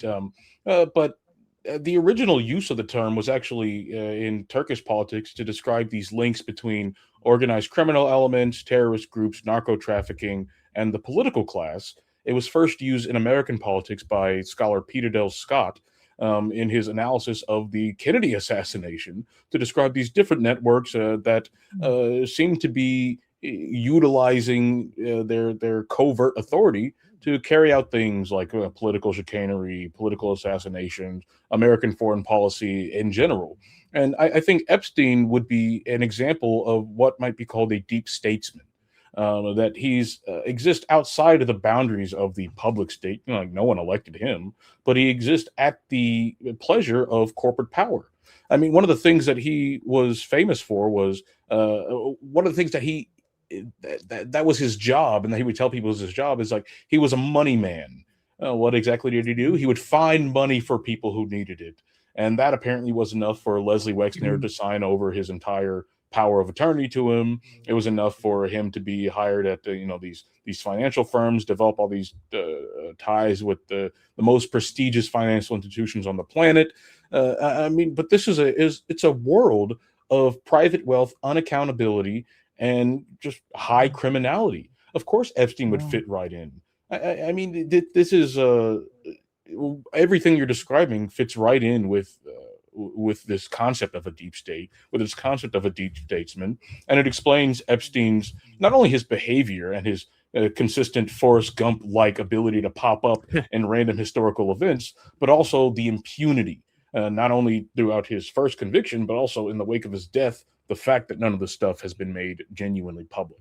That is almost only explainable by a large network of powerful individuals and organizations with the vested interest in keeping this all quiet. A lot there, Leslie. Thoughts before we put a bow on our national stories and move to our Indiana segment for the last little bit of the show here? Yeah, I have a couple of comments. There is also a really good book called Offshore by a woman named Brooke Harrington. And it talks about, offshore banking and all this weird money that escapes accountability, taxes, all kinds of things. Yes, Epstein had his hands in just so many things. It is very strange. I mean, I had read some things that he may have been responsible for the financial crisis, like 2008, because he'd put all this money in one of the banks, and then they loaned it out at, like, I don't know, at an extraordinary return rate of something, and then he pulled that money back and they couldn't cover it, and it just was like another domino that fell. Then the Me Too thing, he seeded all these chat rooms with anti-information about that may be influencing this Pizzagate QAnon thing as well as a distraction. Oh, it's not us doing these things, it's them. I always think of that game, who stole the cookies from the cookie jar? Who? Me? Couldn't be. Then who? Well, it's them. And it's this game that we have to stop playing. We got to hold the ball and say, nah, not passing it this time. you are the one, but yeah, no, I just find it just completely disturbing. Oh, also about the drug co-conspirators, there's something in the file. There were like 15 co-conspirators that were being investigated for some drug trafficking as well as sex trafficking. And who's on that list, right? We don't know, but it was pretty serious, and it's all in the file. So I think we're just going to have to keep at it, keep on it. The files are there, and I just hope that, in my lifetime, it comes out. We can only hope. Let's take 45 seconds. I want to play a quick public service announcement from my friends down in Washington County, and we will come back with our Indiana stories.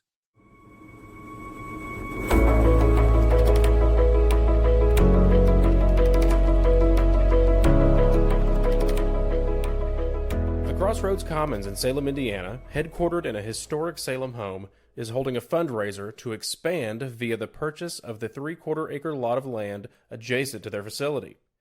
Please consider donating or spread the word so that they can further expand their services to the community. Scan the QR code on your screen for a direct link to the donation page and help us buy the grass.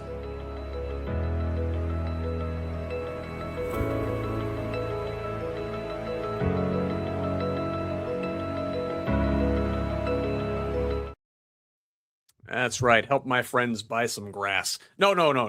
The grass. Sorry. So let us talk about Indiana here. Obviously, we had a big, packed, double stuffed national segment of the show tonight, but there was some major news in Indiana this week. Let's start with some electoral politics. Now, we saw that the Democratic Legislative Campaign Committee, that's the national party arm dedicated to flipping state legislative chambers, is targeting 11 Indiana House races, including 5 in central Indiana, marking the first time national Democrats have invested at this level in our state house. On the Republican side, there are 2 separate recounts with in District 23 in the state Senate. Trump-backed Paula Copenhaver, a staffer to Lieutenant Governor Micah Beckwith, has officially filed for a recount after losing to Spencer Deary by just 3 votes. She claims 14 Democrats or self-identified progressives crossed over to vote in the open Republican primary for Deary, who was targeted by Trump for voting against the congressional redistricting plan. Newsflash, Paula, that is a thing you can do, in fact. And up in Fort Wayne, Senator Liz Brown's challenger, Darren Vogt, he's a Jim Banks staffer, also backed by AG Todd Rokita. He filed for a recount after losing to Brown by just 15 votes. Now, the big news in Indiana politics this week, however, is the entry of a new Republican into the Secretary of State's race. Jim Banks' senior staffer Max Engling entered the race just a month before their June 20th convention. This despite Banks having endorsed Diego Morales only 2 months ago. David Shelton, the Knox County clerk, and another candidate in that race, he's been in that race for a year, who has also criticized Morales' conduct in office, called Engling, quote, just another amateur wanting a job he has no qualifications for, and said of Banks abandoning Morales, quote, they're cutting bait on Diego. Engling previously ran for Indiana's 5th congressional district in 2024, finishing 3rd in that race before he served as an aide to Kevin McCarthy. Now, Morales, for his part, refused to drop out, even after being abandoned by Banks and Attorney General Todd Rokita, who jointly withdrew their endorsements of the Secretary of State to back Engling. Rokita personally called Morales and asked him to drop out.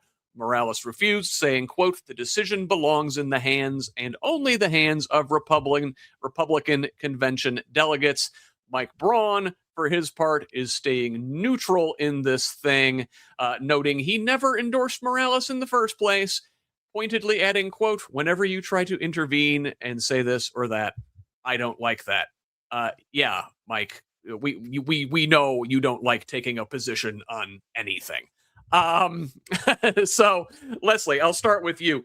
What do you make of this, of the prominent Republicans in the state bailing on Diego Morales? Well, they don't think he's going to win. I mean, I think that's what it comes down to. I personally think that this, luxury vehicle that he got, $90,000 on the taxpayer's dime, is part of it. And going to Hungary, I know he went at least once. I mean, what was a Indiana Secretary of State doing, traveling again on the taxpayer's dime, going to Hungary? These are just weird things, and they think they're going to lose. So maybe I don't know. But as many people point out, they could work on having better policies, but they're afraid of just losing power. Be for the people. That's what I have to say. Bryce, I want to talk about the Democratic side of the Secretary of State's race, because one of the candidates, the well-funded but short on details Bo Bai, has made his entire platform, we got to get Diego out of there. Well, I think the Republicans may have just done your job for you. Why are you still here?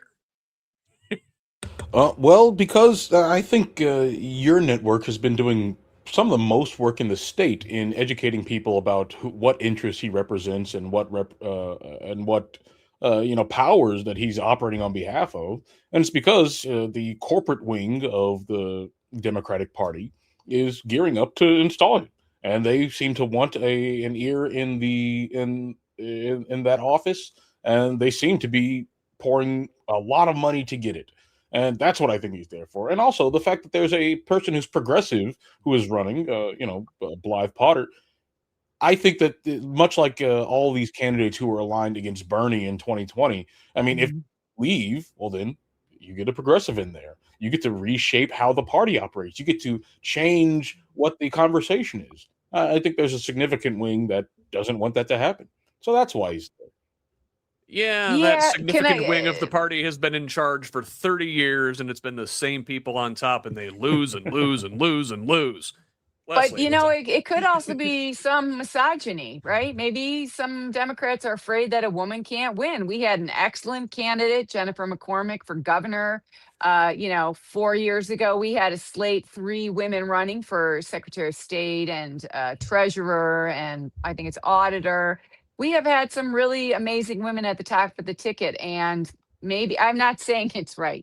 I'm definitely not saying it's right, but misogyny is still there, and there's still the patriarchy. And I think Blythe is definitely genuine. She has definite genuine concerns, and we need to tackle this misogynistic aspect of our culture that it's hard for us to wholeheartedly back women. Blythe Potter will be with me Tuesday night at 7 p.m. Eastern on Who's Left This Week, or on Who's Left, the podcast. We live Tuesday night at 7 o'clock, so tune in on these same live stream locations to see us then. And I believe she will also be a guest on this show next Sunday morning. So lots of Blythe here on Progressive Indiana Network over the next several days as we lead into the convention. So back to these Republican clowns for a moment here. And, we talked about Rokita being one of the folks bailing on Diego Morales. Well, he found himself in the news for a lot of other stuff this week as well. His office is formally investigating 30 major fuel retailers for price gouging following Governor Braun's April energy emergency, which suspended both the state's 7% gas tax and the 36-cent a gallon excise tax. This concludes the portion where I say, hey, Rokita, you are doing a good thing for once. Stay tuned next year when I might come back to that again. Back to Rokita's typical shenanigans, though.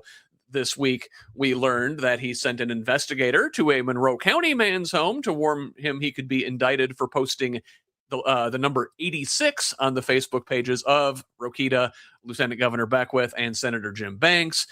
The ACLU filed suit arguing that 86 is standard slang for remove or get rid of and not a threat.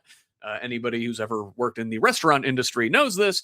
The visit was recorded by a door camera. The investigator explicitly invoked the indictment of by Trump's DOJ of former FBI Director James Comey, saying, quote, if Comey was indicted, we could easily indict you over this today. Indiana is also under Rokita's leadership, trying to undo the court-approved birth record changes for transgender people. His office has been intervening in closed, sometimes sealed court cases the state was never a party to reverse judge-approved gender marker changes on birth certificates for transgender Hoosiers. At least 9 such cases have been confirmed. One of them, Rokita personally intervened a full year after the judge ruled. His office won't say how many interventions it has pursued or how many it has reversed.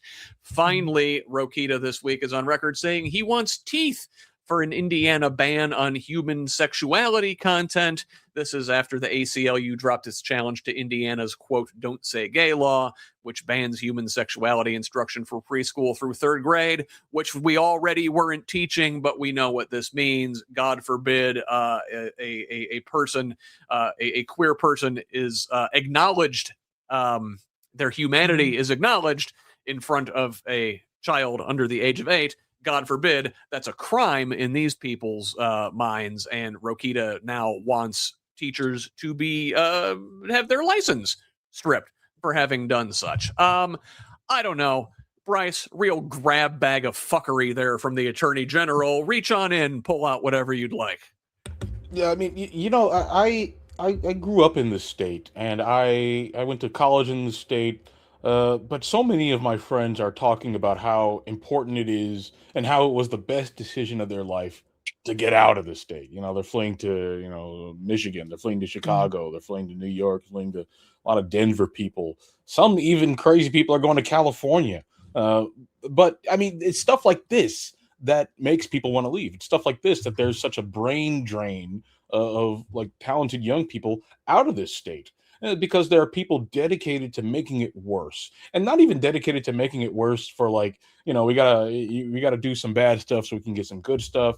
No, it's like they're going full court press, doing the worst possible, most bigoted, most corporate friendly, most right wing nonsense culture war, really just culture war stuff that you could possibly do.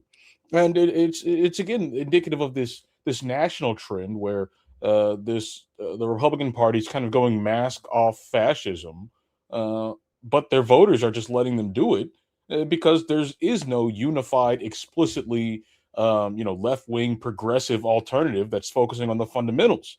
It's easy to convince people that the schools are reading gay books to your kids, so you should vote for me. It's easy for that to resonate with some conservative people if there's no one saying, no, here are the material things that this party is doing to make your lives worse, and here's how we're going to change it. There is no national voice saying that, which makes it harder for the state level people to, pitch that, and makes it even harder for the local people to pitch it. And so it's all downstream of this lack of vision of people who are supposed to be the opposition. I mean, like this insane fascism has to end, but it's only going to end. When you vote them out of power. And that's only going to happen if the real left builds alternative power, but also the centrist corporate left, if they have any interest in governing Indiana again, they're going to need to make some major changes as well. It's true. Like for a lot of folks, if it's happening to somebody else, it's happening to black folks, it's happening to queer folks, it's happening to the homeless. Well, that's over there. It doesn't affect me. And then it hits them in the pocketbook with things like high gas prices. And then Rokita goes out there and he gets to claim credit. He's helping with that too. It's insane. You are right. There is no unifying opposition speaking in one voice against what's going on here. Leslie, what offends you from Rokita's grab bag of shenanigans this week?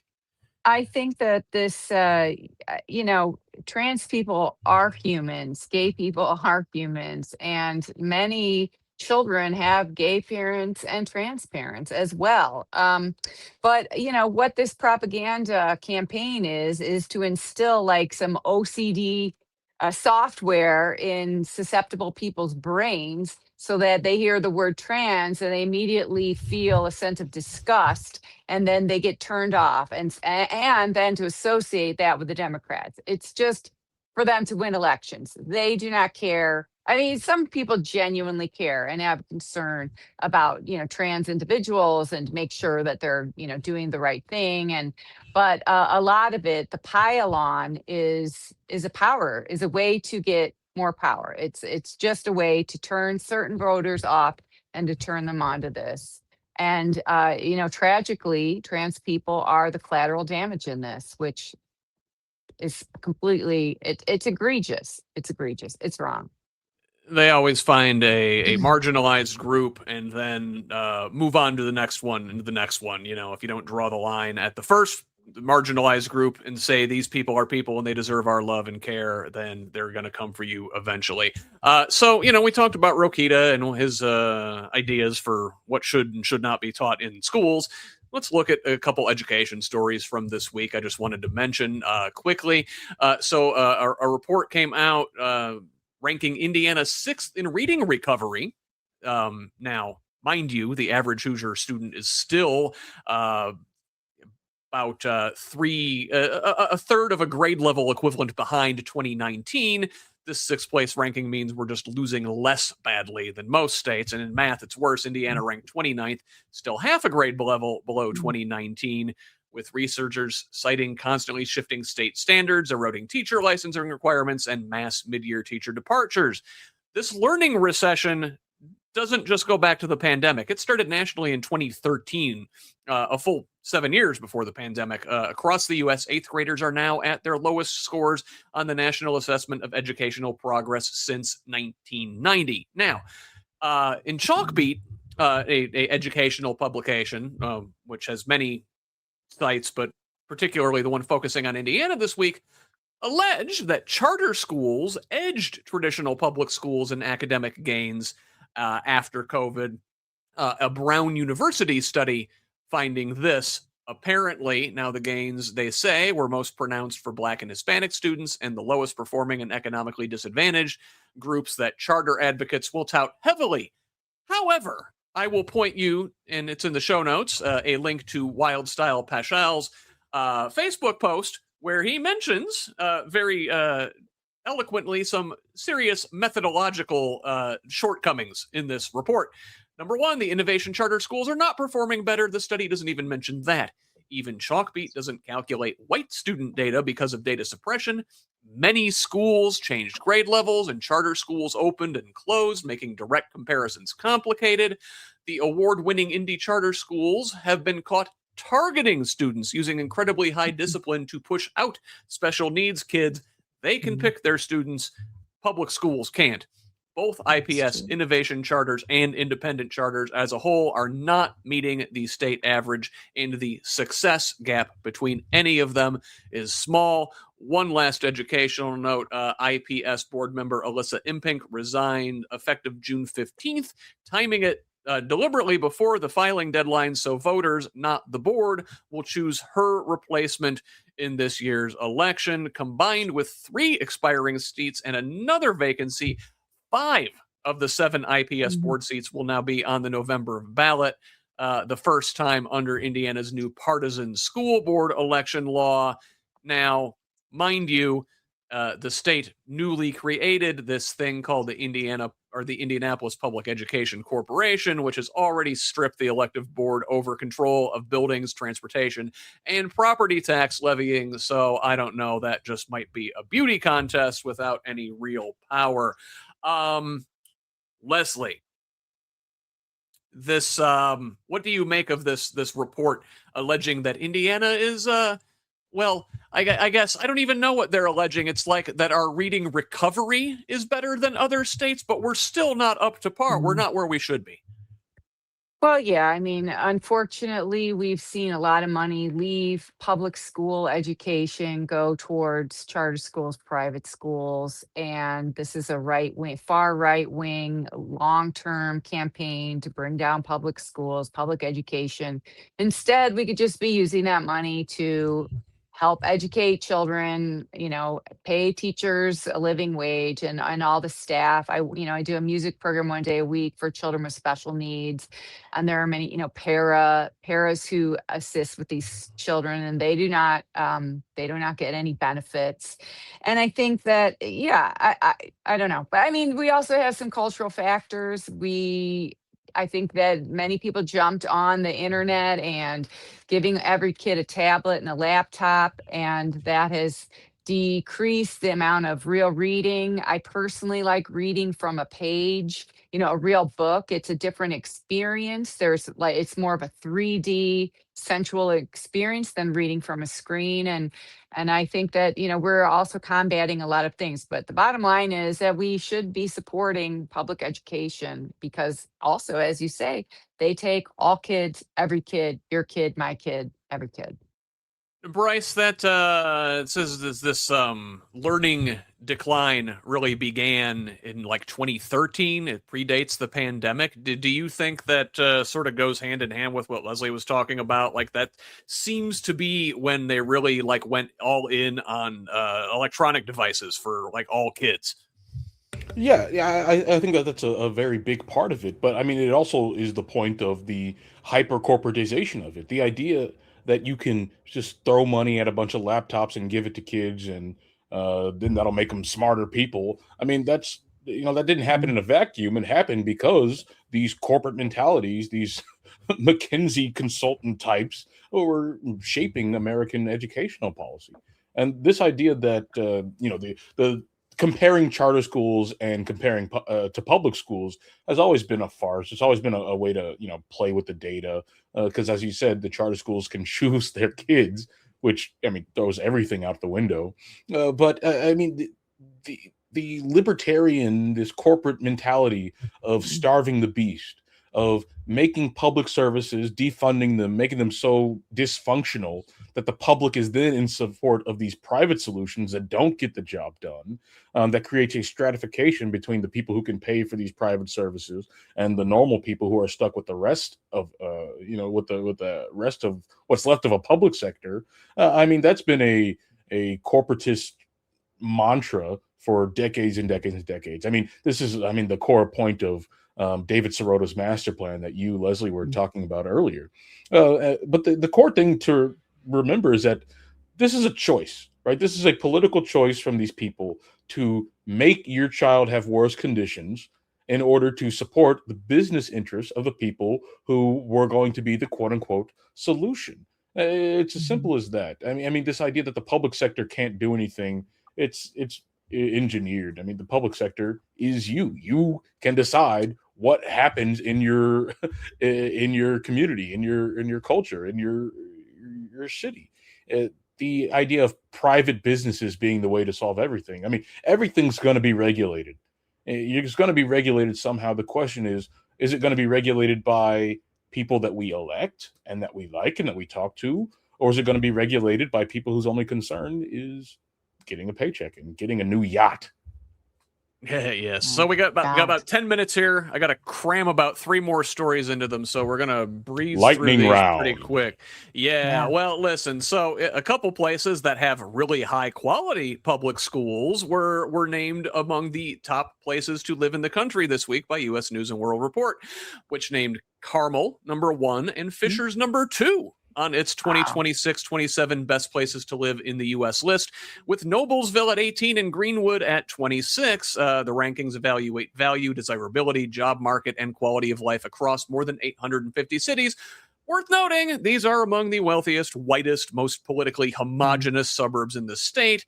The rankings measure amenities, not equity. So, yeah, listen, given everything we've talked about preceding this in the Indiana section, top places to live unless you're a trans person who wants to live their life openly, unless, you're a woman who needs access to abortion care and can't find it in the state of Indiana, unless, I don't know. Bryce, what do you make of these rankings? These are fake, right? Like these are like not like I haven't looked at the U.S. News World Report, whatever. I haven't looked at the methodology, but as a graduate student, that's the first place I would look, because I assume that they're using indices that might not matter, things like a job market or whatever. I mean, like the fact that several of their top, like whatever, 30 cities are in Indiana. I don't know. It seems like someone's paying them off. You know how they have these competitions or whatever, these medals, these awards. It's like, well, you know, if you pay us, you can bump up on the rankings. You'd think that the tourism boards of these cities might be like, yeah, we'll send U.S. News World Report, like a gift box or whatever, because I cannot believe that a genuine survey of 850 cities out of in America finds these to be the top places to live, unless, of course, like you say, it's just catering to like a very narrow spectrum of what it means to be a person, a human being. Yeah, what's the fine print there, Bryce? Top places to live in America if you're a white dude. Yeah, if you're a rich white dude who owns like $500,000 in your 401k, like, oh, then this is great. I don't know. It's just utter nonsense. Yeah. Also, plus, these places aren't even that. I mean, sorry. I mean, like, I grew up around Carmel, or grew up around Indianapolis, and was in Carmel, was in Noblesville, and all these areas as suburbs of Indianapolis. These places aren't that great. I mean, like it's just like if you like cars and you like rolling hills of just McMansions, if you like never being able to like walk somewhere, then yeah, it's great. But I mean, Chicago has them beat for any normal person. Yeah, I do appreciate a good roundabout, I guess. Other than that, roundabout I'll aficionado, named Carmel, the number one place to live. Efficient. I'll give him that. Leslie, I guess I want to look at another one here with you. So this week, Governor Mike Braun says the first members of his new military police force are ready for deployment. If you recall, earlier this year, after the legislative session, Braun signed a new law creating a designated military police response force within the Indiana National Guard. The governor alone can deploy it anytime he believes civilian agencies are, quote, overwhelmed, with no requirement that local officials request it. The first 40 National Guard MPs have completed a supplemental Indiana law enforcement training course. Critics note it's a workshop, not the full academy curriculum required of civilian officers. Representative Matt Pierce of Bloomington warns this opens the door for a governor who doesn't like a particular mayor or local officials to deploy military police into urban communities without their consent, a dynamic already playing out at the federal level under Trump in D.C. Braun and the bill's authors say coordination with local law enforcement would happen, quote, as a matter of course, but that coordination is not legally required. Leslie, top places to live in the country if you enjoy living in a military police state. Yeah, I think that, these changes are happening. Actually, they're happening pretty quickly, but a lot of them are kind of scary. I think that people who want to live in denial would just say, well, if you do the right thing, you don't have anything to worry about. But there are plenty of people who are just walking down the street and have been attacked or doing something. So I think it's just a way to avoid having to deal with something that sounds pretty troubling. And why should he need his own private police force? Doesn't that sound like fascism? I don't know. I think and saying, oh yeah, we'll be accountable, don't have to worry about it. That's like rule number one. Don't do that. You need like strict laws. But however, we are seeing this current administration just blowing past regulations that they don't like. The War Constitution Amendment or whatever, the War Powers Amendment. I mean, that was passed in 1973, and they're just trying to find a loophole. Oh, well, we ended it before 60 days, so we don't need it. Now we're starting it again after a couple more days. So now we get to roll over. I mean, we just need to have real regulations with real teeth and hold people accountable. But yeah, I know it's kind of scary, I think. Speaking of blowing through regulations, data centers. That's our last story this week. And, in Indianapolis on May 4th, the City County Council unanimously passed a resolution calling for a pause on new data center approvals. However, it was purely symbolic. It is non-binding. The Metropolitan Development Commission doesn't have to comply. And a Republican counselor there called it political theater. The proposed zoning regulations are expected to be discussed over the coming months and would cap noise at 65 decibels and require developers to submit water management, electrical capacity, and noise mitigations plans.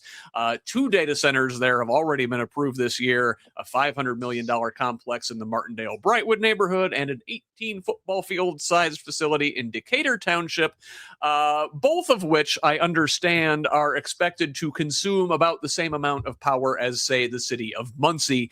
And, well, Georgia-based DC Blocks wants to build a $2 billion 3-building data center campus on Indy's east side on a former Ford factory brownfield, which would use up to 78 megawatts of electricity and include up to 56 backup diesel generators.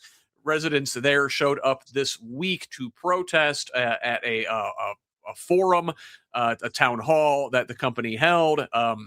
Again, seems like they want to jam this thing through before any kind of binding regulations go into place.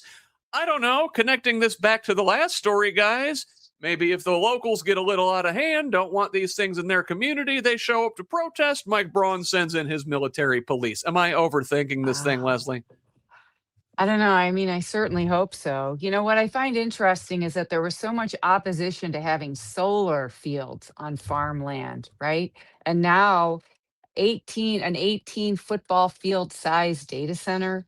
Also, environmentalists have been talking about coming water wars for decades. We know that they use water. We cannot live without water. And I think actually the general public is starting to realize that, but there's so much money involved. These people building the data centers are making just boatloads of cash. They get tax breaks, they get all kinds of things. People are bending over backwards. And so that is their incentive to just steamroll over towns, over what people want.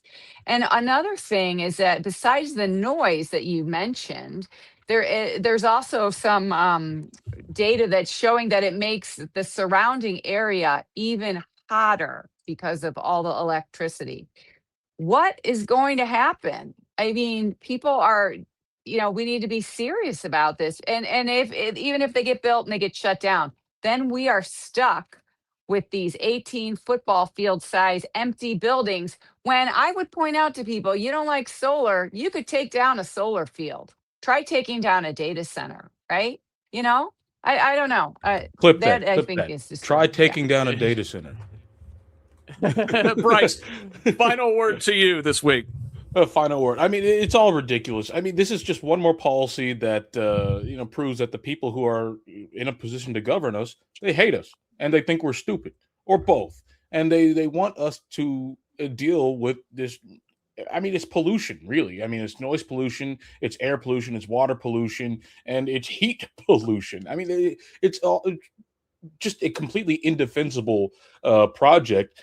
Even if there was some benefit to having a data center, right? If for every data center that was built in your locality, everyone got like, I don't know, 10 points smarter or like 10 points healthier. I don't know, but there is no benefit, right? The data centers are here to fuel this AI slop nonsense that everyone hates. Everyone hates the fact that Google is getting away their search results in favor of AI. Everyone hates that students are submitting their assignments with AI and that teachers are grading their assignments with AI. Everyone hates that Amazon is publishing AI books. Everyone hates that people are not thinking and they're just using AI to do their thinking for them. Everyone hates that except for a few freaks. But those freaks are the ones who are running the country. Those freaks who are the ones who don't care about climate change, who don't care about the fact that Eagle Creek Reservoir might be people's drinking water, who don't care about the fact that at a global warming crisis, rising the temperature by 4 degrees downwind of a data center is kind of a stupid idea. I mean, those are the people who are doing that stuff. And, it's anyone of good conscience should be looking about how soon they can take all these data center advocates, round them up, put them in a bus, then drive the bus into the White River. Can I say that here? Is that don't do that. I think you just did, Bryce. Well, way to take us out this week on a dark note. I like it. Where can the folks find you online if they want to connect? You can find me on Twitter at the Green BJ. You can find me on Substack at I think it's just Bryce Greene's newsletter. All right, very good. Leslie, where can the folks find you? How can they help that recorder campaign? Well, I have a Facebook page. It's still the same as before, Nuss for Us, spelled out NUSSFORUS. If you want to hear my music, just type in Leslie Nuss. That's my, my professional name. And I do have a website for that, leslienuss.com. I do have Act Blue if you want to make a small donation. I don't want to raise as much money as I did before. This is a smaller raise, but I am working on getting information out to the people to help people vote. So anyway, thank you. We're out of time, right? Thanks. Very good. And yes, of course, you can find me, folks, on Blue Sky, Instagram, and Threads at whosleft.us, and on Facebook, TikTok, and YouTube at Who's Left. Send me a DM with feedback at any of those. You will find me again Tuesday night at 7 p.m. live with Blythe Potter. We've got another lemon drop from our good friend Hoosier Lemon coming out tomorrow. She continues her Bo Knows series. Thursday, the Concerned Clergy are back. Hopefully, they ran into some technical difficulties this past week. Friday, Derek Holder with Hold 'em Accountable. Lots of good stuff here at Progressive Indiana Network. We can't do it without your support. Please help us with a paid subscription at progressiveindiana.net and follow us on social media at the full spelled out name on most sites, but Blue Sky and TikTok, it's PIN Indiana. Please help us grow with a follow wherever you're at. Once again, thanks to Leslie and Bryce for joining us today. Donate to Leslie's campaign if you can. Connect with Bryce online if you can there. Let us keep building a radically democratic Indiana together. Until next time, I'm Scott Aaron Rogers signing off from Bloomington. Love each other, Indiana.